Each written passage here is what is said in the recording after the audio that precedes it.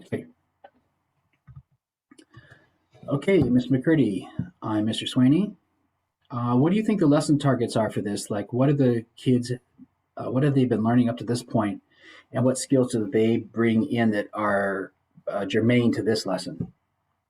So the learning targets are to describe positive and negative feedback mechanisms, and then explain how negative feedback mechanisms help to maintain homeostasis, and explain how positive feedback mechanisms affect homeostasis.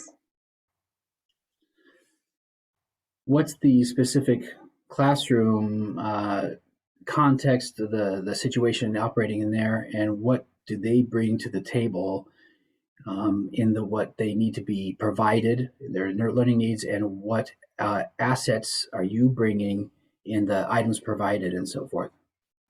So this is my AP biology class. They're mostly juniors and seniors.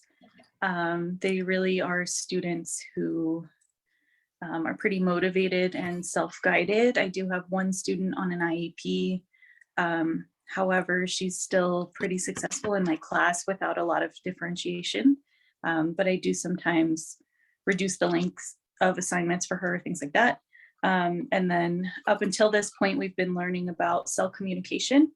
And the link there is that feedback mechanisms help regulate how cells communicate with each other. So what we're learning in this lesson will tie back into what we've already been learning about in this unit. What do you think your area of growth is?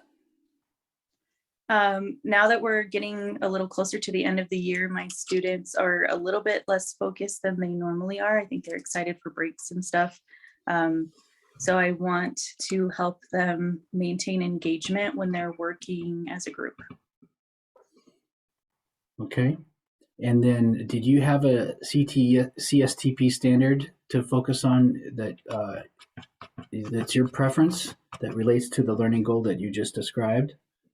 Well, the way I thought I could get them engaged was by tying it into their real life.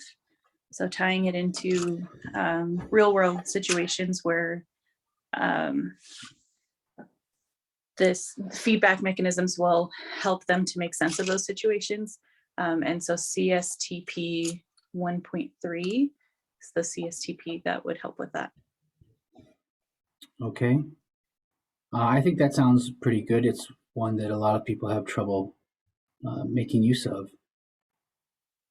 I think that sounds pretty good to me. So I think we're agreed. Okay, sounds good.